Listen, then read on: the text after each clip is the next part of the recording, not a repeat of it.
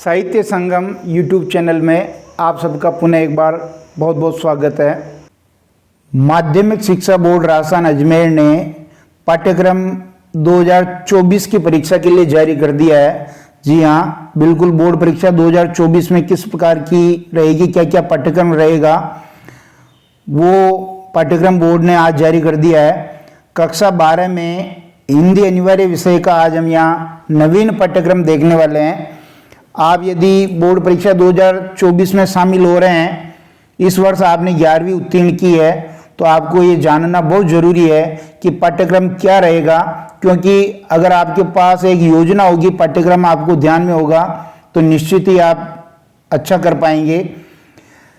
एक पेपर आपका 3.25 घंटे का बोर्ड परीक्षा 2024 में होगा, जो 80 अंक का होगा। 20 अंक विद्यालय स्तर पर आपके शतरांक भेजे जाएंगे, टोटल पूर्णांक 100 का हो जाएगा।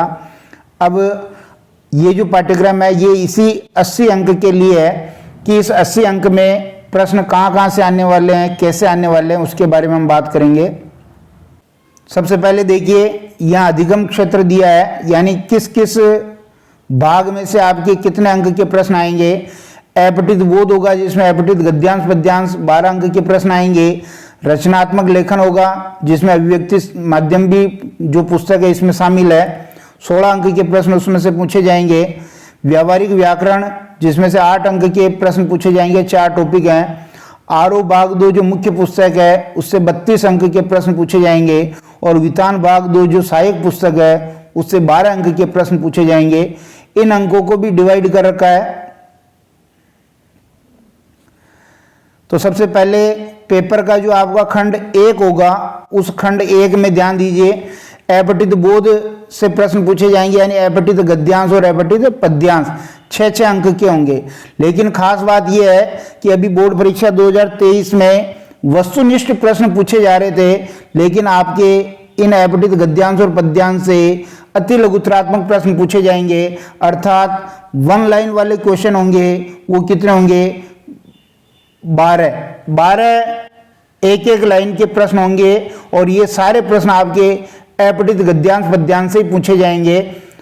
अभी तक इसमें से ऑब्जेक्टिव टाइप प्रश्न पूछे जा रहे थे, अभ्यास सद्य वाले प्रश्न पूछे जा रहे थे, तो ये सबसे बड़ा बदलाव है। एक तो इसको ध्यान रखें। उसके बाद देखिए, जो खंड 2 है, खंड 2 में ध्यान दीजिए। खंड 2 में सबसे पहले रचनात्मक लेखन की बात करते हैं, जिसमें से 16 अंक के प्रश्न पूछे जाएंगे।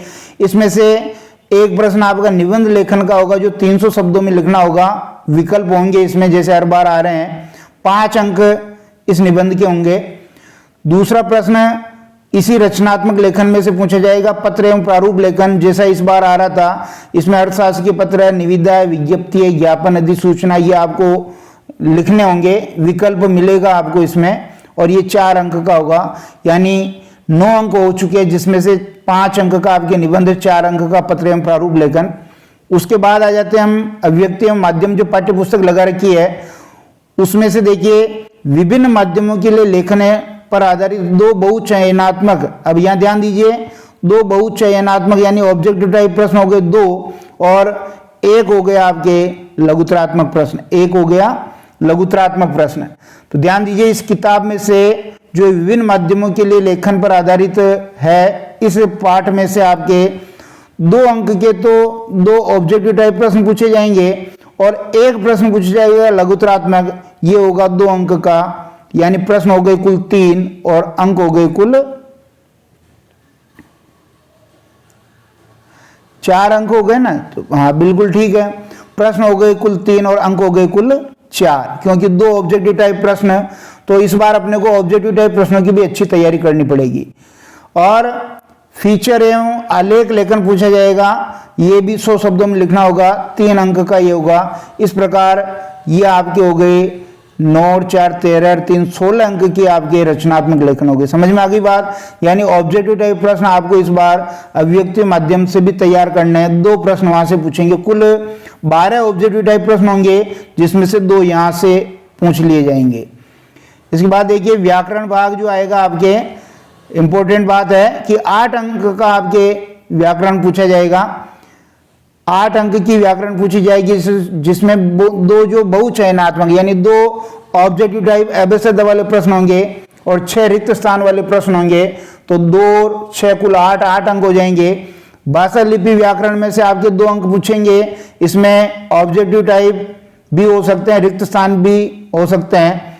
शब्द शक्ति में से आपके 2 अंक के प्रश्न पूछेंगे, इसमें भी ऑब्जेक्टिव टाइप हो सकते हैं, रिक्त स्थान हो सकते हैं। अलंकार में ये जो लगा रखे हैं इनमें से 2 अंक के प्रश्न पूछेंगे, चाहे ऑब्जेक्टिव टाइप चाहे आपके रिक्त स्थान।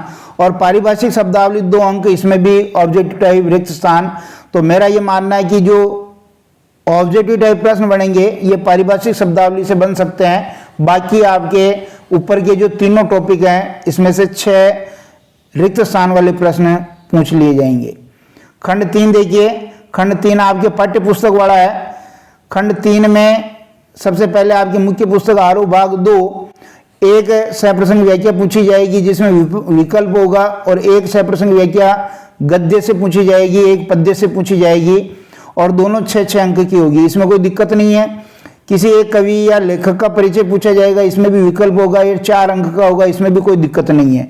क्योंकि जैसे प्रश्न अभी तक पूछे जाते जा रहे हैं वैसे ही यहाँ है।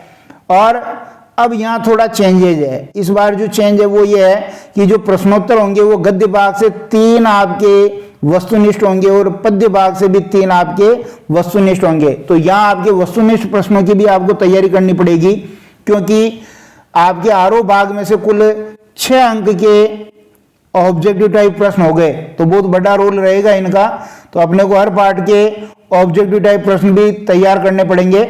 और लघुत्तरात्मक प्रश्न और एक दीर्घ उत्तरीय प्रश्न पूछा जाएगा, और इसमें भी एक लघुत्तरात्मक एक दीर्घ उत्तरीय प्रश्न पूछा जाएगा। जो लघुत्तरात्मक प्रश्न होगा वो 2 अंक का होगा, और दीर्घ उत्तरीय प्रश्न होगा वो 3 अंक का होगा। इस प्रकार आपके 8 अंक का गद्य भाग हो गया और 8 अंक का पद्य भाग हो गया। तो सबसे बड़ा बदलाव है कि वस्तुनिष्ठ प्रश्न कहां से पूछे जा रहे हैं, इसमें बहुत बड़ा चेंज किया है। खंड 4 जो आपकी सहायक पुस्तक है वितान भाग 2, तो 2 दीर्घ उत्तरीय प्रश्न इसमें से पूछे जाएंगे, 6 अंक के 3-3 अंक का हो जाएगा। और यहाँ बदलाव किया कि 2 बहुचयनात्मक प्रश्न यानी 2 वस्तुनिष्ठ प्रश्न आपके वितान पुस्तक में से भी पूछे जाएंगे, और 2 लघुत्तरात्मक प्रश्न पूछे जाएंगे। तो 2 वस्तुनिष्ठ प्रश्न हो गए 2 अंक के, और 2 लघुत्तरात्मक प्रश्न हो गए आपके 4 अंक के। कुल 6 अंक के आपके ये पूछे जाएंगे। ऊपर 6 अंक का 2 दीर्घ उत्तरीय प्रश्न पूछे जाएंगे 3-3 अंक के। तो ये आपके हो गया 12 अंक। तो आप इस पाठ्यक्रम विभाजन को ध्यान रखें, इसी अकॉर्डिंग आप तैयारी करें। अपन भी जो है बिल्कुल इसी अकॉर्डिंग तैयारी शुरू कर देंगे। और आपकी कोई समस्या हो, कोई चीज़ पूछनी हो तो आप कमेंट जरूर करें। धन्यवाद।